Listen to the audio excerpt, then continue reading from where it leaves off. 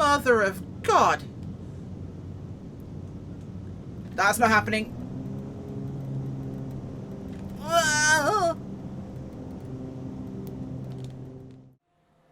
Hey guys, it's Angel. Welcome back to the channel, and today we're doing a bit of a re-review slash flight with the Flysimware Cessna 414 Chancellor. Now, this aircraft has been in beta for 2 months. Now, they originally said there would be an introductory price of $40, it would be in beta, then it would release. Now, they appear to have taken a different path to other developers in terms of what their beta means, which isn't a bad thing, but you can still get it for that beta price of $40, so I'd probably encourage you to. In fact, based on my initial review, it's definitely worth buying. But we're going to take a look at what's changed since I reviewed it and enjoy a little flight through British Columbia. So let's get right on here, shall we? So we're in the aircraft and we have our tablet here, of course. So remember how to turn this on. So let's pull out our chocks, engine plugs, tie down, static wicks, pitot covers, and yoke control lock is removed. We can show our co-pilot if we really want to. Hi, over there. We'll leave you in for now. Now I'm set up here with the GTN 750s from the PMS ones. And we also have other stuff in here. We've changed the autopilot, which is cool. And we also have a transponder now that is compatible with the K mode for VATSIM. So that's another cool change. We'll go over most of those once we're in flight. So everything's looking good here so far. Right now, wind is calmish. We're dealing with 7 knots from... Well, it's meant to be 150 at 7 knots, which isn't quite what we're showing here. It's 272, but we'll check that again once we're ready to go. We're losing live weather, sorry, I should say right now, in British Columbia. Fuel is about 50% as plenty, and pre-flight inspection order is good. Oh, I can actually click on those. That is cool. Didn't remember I could do that, but that is rather good. Okay, so let's do our before start engines. How do I click on... Do I click on that? I don't remember how I click on those. You know what? We'll just wing it. It's absolutely fine if we wing it. So let me click away that so we can get ourselves ready to go here. Turn some power on for us. Which doesn't appear to have done anything. Interesting. Do I actually have to turn the power on manually? Is it not registering my control systems? No, it's definitely registering that. Okay, we are good in that regard. And my throttles are there. Those are there. Those are there. Why is my power not on? Where are you? Avionics master's on. Cabin heat's on. Off even. That's pitot heat. These could be off. Why can't I click you? That's a weird one. Okay, those are actually manually clicked. So that starts all our systems in that regard. We are good to go. Now let me check if my fuel's set correctly. Let's make sure these are set the right way. Okay, those are good. Fuel should be good. Let's get our map set up there. We'll set terrain on here. Just to give us something else to look at. Not that we'll have to worry about it. Turbocharged engines should be absolutely great in this aircraft. Okay, let's pop the lock there, and we can hinge that open for our start. Everything looks good there. Now, I don't remember whether this is one where I have to... I've got a primer, but I don't remember if I need to pump. We'll put the pumps on. Oh, hello, that's low. Do these ones going low? I can never remember. I fly too many aeroplanes to remember every single start procedure. And you don't want to sit here for 20 minutes doing a startup checklist run whilst we go over the plane. So everything's looking good there. We'll prime left. What's our fuel flow situation looking like? Where's my fuel flow on this one? Fuel quantity, that's quantity. I don't see where my flow is. It's probably on one of these instruments around here. I will find it when I get there. Okay, should be good. Let's give it a bit of a... We'll refamiliarize ourselves once we're in the air. So let's clear prop. Oh. There we go. Magnetos. Yeah. Clear prop. Again. Good start left. Prime right. And we'll get ourselves rolling here.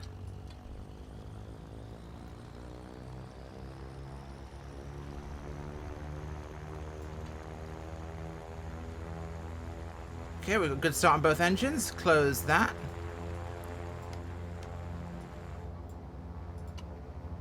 Right, lock the window. Okay. So, let's pull our power levers back here. We should be good to go there. Okay, let's get ourselves out of here. Let's make sure everything else is good to go. Our parking brake pumps should be low for departure. We'll turn those off once we're airborne. And that is turned off. Okay, so we're looking for, I believe, going to be runway 12 or 30. It's going to depend. If the wind is still registering the aircraft as being... How do I make you appear again? Oh, it's up here. I remember being up there. So there we go. That's the one. So this is still 265 now. Okay. That's going to be runway 30, as far as I'm aware. Which, if we look down here, based on where we are right now, that'll be 30. So we just go down here. Perfect. We'll depart to the north. That works just fine for me. Okay, let's make you go away. So, now this is on version 2.61, which is the latest release, as far as I know. And there's been a lot of changes. Now, they've had a lot of more sounds, functionalities, features. There are lots of the small sounds that perhaps you wouldn't necessarily be immediately concerned with. But we'll take a look at those as we get ourselves going. Let's taxi ourselves down here to the end of Campbell River. We're heading to Chilko Lake. So, smallish strip out in the BC Mountains. The Northern Rockies up there. So it should be a nice little trip today. Now my flaps are currently set to up. My gear lever is definitely selected down. So we're going to select first stage flaps for departure here. Random Airbus parked there at the airport. They do serve Campbell River occasionally, I think, as far as I remember. But I will say this is definitely one of the prettier and nicer aircraft we have in this category. I'd place this above the 310 in performance and capacity. Obviously it carries more people, it can carry more payload, and it's turbocharged and a faster aircraft. This is also pressurized, unlike the 310. The 310 is a GA twin. This is bordering on the semi-executive sort of area of being the sort of aircraft that can take you from A to B. If you want to go anywhere, 310. If you want to go somewhere, this is definitely the plane for you. Okay, so that is looking very weird because the flag is showing that we're... the windsock is showing that we are going in a very weird direction. How do I make you appear again? There we go, I clicked the window, I keep forgetting that one. So 18. This is just spinning around like a frisbee. Well then, do we want to taxi all the way to the end of the runway? We'll back taxi. It's going to make it far less hassle.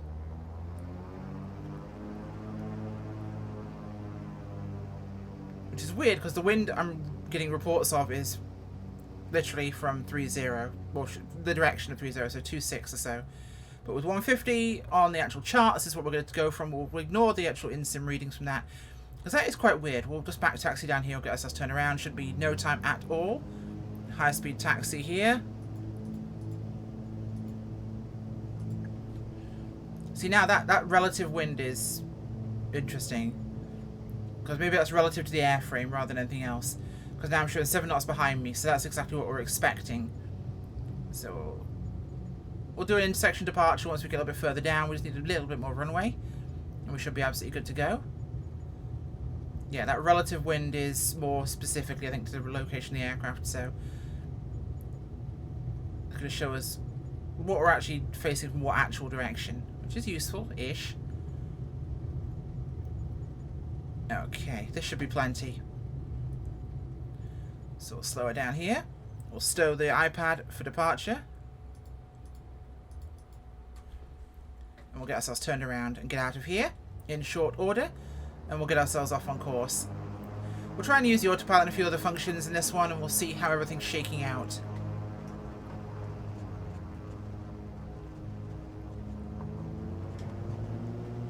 Okay, good to go. Advance the throttles and let's get ourselves out of here. Needles alive. Now this generally wasn't a horrible plane to take off or land. It's very predictable. Typical twin. drifting a little to the right of the runway. Lift the nose up. Okay. Feeling good there. Gear up. Flaps retract.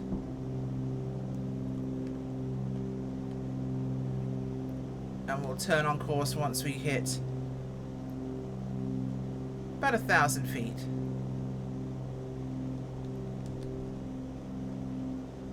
Seven knots on the nose right now. Not going to really impact us hugely, but it's definitely going to have a bit of a hello.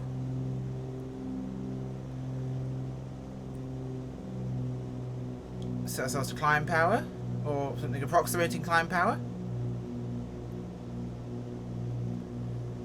Okay, we're feeling good here. We'll turn on course and we'll get ourselves going. Shouldn't be a very long flight at all, but it'll give us time to have a look at those settings and features we wanted to look at.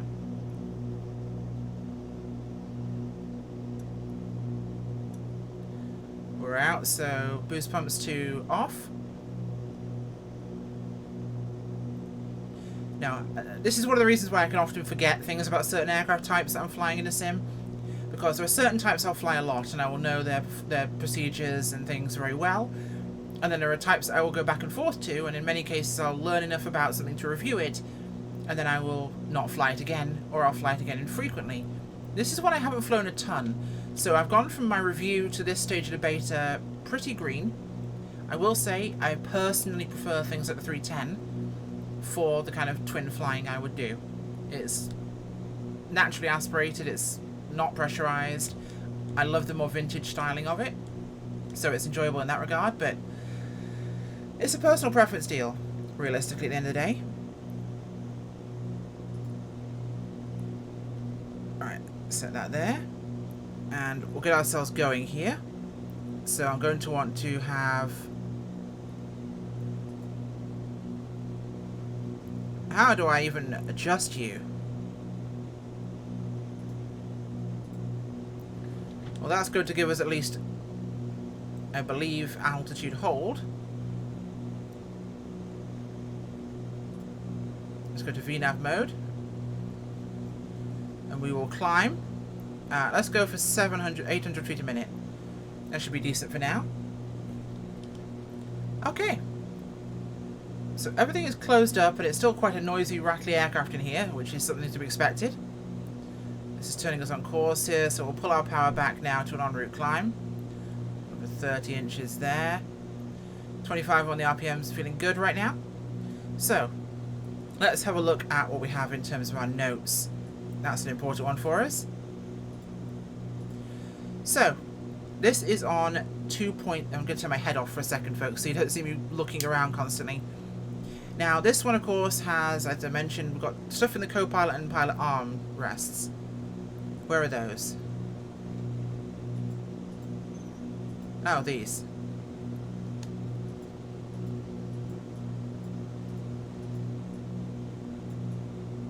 Apparently there's stuff in them. Huh. I thought there was stuff in them. Is that a... Oh, it's an actual music player down there. That's kind of cool. Which armrest am I looking for? This one? Oh, this one. Okay, so yeah, they added pens and glasses and some bits and pieces in here, which is a nice touch, actually. That's quite a nice touch. Okay, we are still en route climb here. Going to do 3600. We'll take it about to about 8 for this. Compass steering placard has been added, so we've got that. We've got now our operational limits placard up here. Compass placard there. So other updates, we have the radio altimeter has a decision height warning sound now, which is going to be down here, and this will go off if we hit the test button as well. There we go, functioning. Pitch synchronization is now in op for the GTN 750s due to the new GFC 600, which I'm believing is going to be this bad boy over here.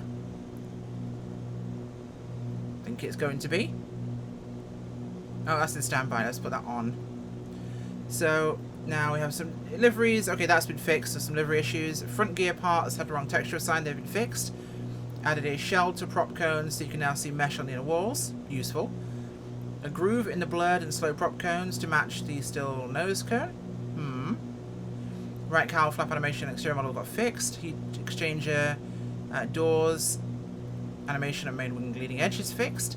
So lots of it is bug fixing these guys have done. Small and big bug fixes. They've made changes to the autopilot functions.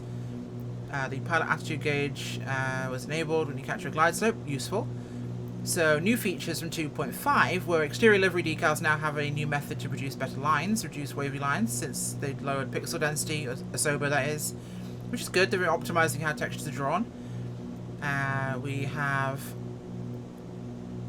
control locks updated for the checklist and camera pilot lower. New instrument views in certain versions were fixed. Yeah, what I'm seeing here is generally big lists of fixes from these guys. They've changed a lot of things here that were wrong. Lots of performance changes, and now we've got different color coordinations on the tablets. The tablet's been heavily updated. Engine torque's been changed and modified. Lots and lots of updates. So passenger weights, cargo weights. This is actually really extensive. Now, you can find this update list on their website for the 414, and you can see a whole list of their logs from beta 1.5 through to current 2.6.1. There are a lot of fixes. These guys have been very busy. Now, what I was going to talk about was, as we are knocking things over on my desk, do excuse me. Let's put my head back on here so we can actually fly the plane and look around. So yeah, Flysimware released their widget with very much a standard approach. Aircraft was finished enough, they put it out, there have been an update or two. Okay. This aircraft being much more complex, they released it in what they decided to call beta. Now you could buy into that beta, which I was a little skeptical of, because many developers, when they release a product in beta, it's really not finished. This was not bad. And I expected beta maybe would last a couple of weeks, a month maybe, but it is instead, it's been over 2 months now, I believe, and it's had a lot of work done. A lot. Is that what I think it is down there? Okay, I'm an idiot, because that's my altitude select. So let's go put this to 8,000 feet, which is what we want to go to. Oh, I do love zooming in when I don't properly hover on something. Come on. What are you? Unslave. Okay, slaving that above me.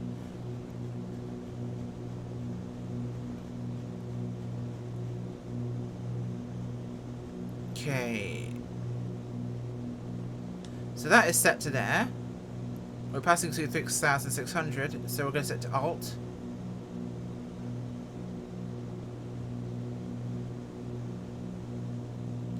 We're going to change our vertical speed for that altitude climb.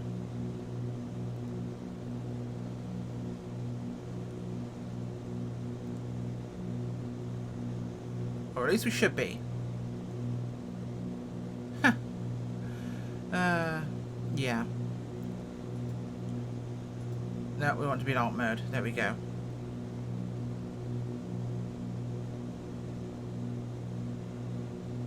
Now we'll just go back to VS mode. It was much more successful before. No, okay, yeah. That was 1200 for a second. I was about to lose my mind. We'll keep it to a nice 600. So we're passing through 160 knots right now. Ground speed's 180. This thing is motoring, and we're climbing with no real issue whatsoever. So, where is my... There we go. Looking for my exhaust gas temperature instrument. Looking good. Picking up speed as well. Nice. Now, obviously, turbocharged engines, this is going to be really easy on the performance side, but as I was saying, they have definitely made some changes. That's 1,000 feet to our selected altitude. They've definitely made some big changes, and it shows. The aircraft feels very well put together. I'm really never noticed any performance issues with this plane compared to others.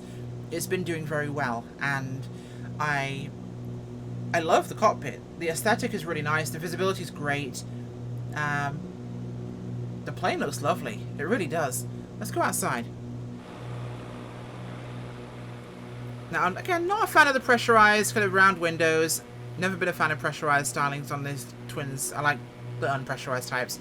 Personal preference. But it looks very good. A very well put together aeroplane. And texture-wise, they've done a very good job. That's not really changed much. They've made some fixes, of course, but not a ton of things like that have changed. In this regard, though, it really is a very polished product at this point in time. So we're seeing something that's definitely got a lot of love and attention put into it. It's clearly a passion project for the developers. And you can definitely see that, because you can really feel the amount of work that's gone into it. What's this? My checklist page. This is our... Okay, we've got, of course, state changing there. We've got our maintenance options. That's showing exactly what we expected right now. So this is what they changed in terms of color coding things. And I guess you can see who's who now. Cindy with bottle.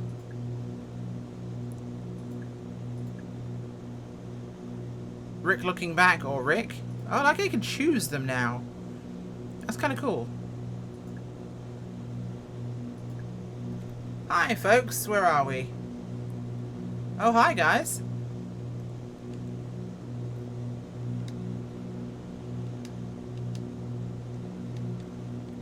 Oh, wow, you're on your phone on the flight. You're really not enjoying it that much, huh?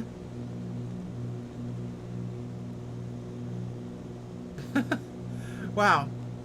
That looks strange, because that looks like we're going all the way back to the cockpit over there. I don't know why that looks that way. That is weird. Why is the back wall of the text... Okay, that is really odd. Why is the back wall a photograph looking from the back seat? That is so strange. And I have a theory that if I go out here and looking from the external model... Nope, that's still there. It's like it's reflective, but it's not. See, it's like a shiny metal. I don't think it's meant to be reflective. But it is. What a surprise. So we're holding steady at 8,000 feet. It's tripped over to that mode. Fantastic. And of course, we have our various... Oh, luggage, and that's where it can go. So those are what those are. Cargo, wing lockers, nose locker, avionics space. So that can go in the front. Those can go in wing lockers. That's cool. I like that. It really is well made. And it's very well laid out in terms of the tablet app.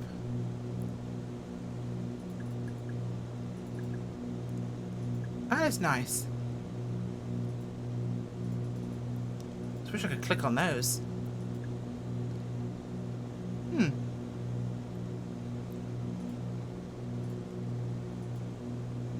How do I make you go away? I keep remembering where to click. Okay.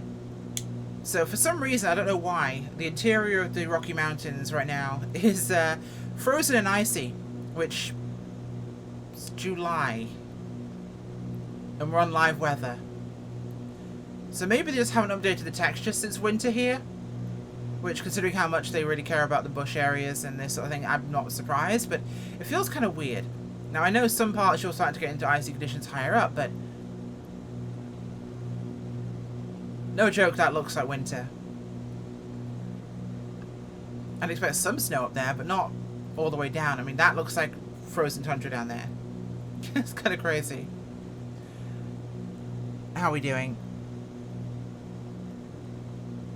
Okay, looking good. 74 nautical miles to go. 195 knots. We're actually picking up speed now. We're leveled out. So we are moving. We're nearly touching 200 knots, which is kind of crazy. This thing is definitely pushing it. Loving how quick it is. In fact, let's take a bit of a closer look down there.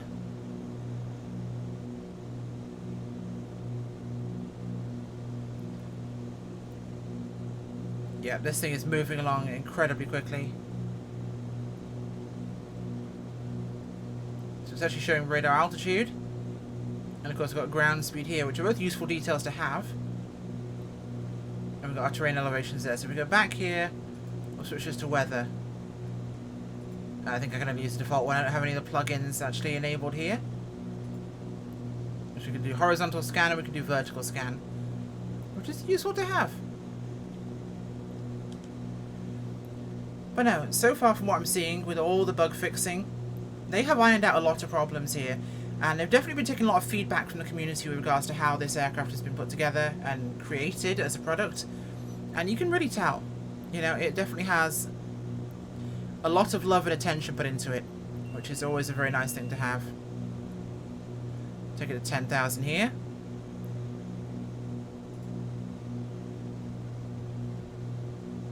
That should do me just fine. And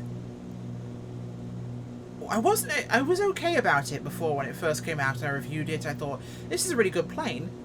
And bear in mind, I paid my own money for this. I thought, no, this is an alright plane. It's quite nice. And then the 310 dropped and I got distracted by the pretty. Hashtag save the 310. But as far as aircraft go, this is really nice. And I think with the updates, it was almost negligence on my part that I did not fly this more. Because this is really well put together. Really well. And it's a very enjoyable aircraft. Lots of functionality, lots of ability to do things. Realistic operations possible. And just the things I like in an aircraft are maybe different sometimes to other people. For me, a lot of the fluff is important. So maybe passengers and you know, co-pilot you can actually have visible. The ability to actually load visible cargo and luggage. And things like the various service functions, but even little things like chocks, tie downs, pitot covers, static weight covers. The little things that let you feel like you're actually operating an aeroplane you own. You know, those things all matter to me and are all very important.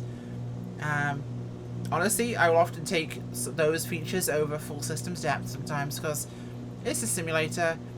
I don't necessarily want it popping a gasket over a mountain sometime. It's nice to be able to have a perfectly functional aeroplane, isn't it? But it's nice to have it when it's available, when you can have both. And when an aircraft like this offers you both, you don't really turn it down.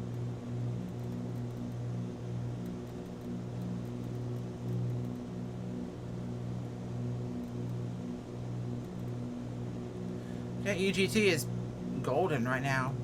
A little aft of lean. And we should be just fine. So yeah, it looks like 10,000 is going to be our sweet spot here. 60 nautical miles out, not far at all. Yeah, this has been impressive so far. I'm really enjoying it. And the scenery is definitely not bad either. Look at this stuff.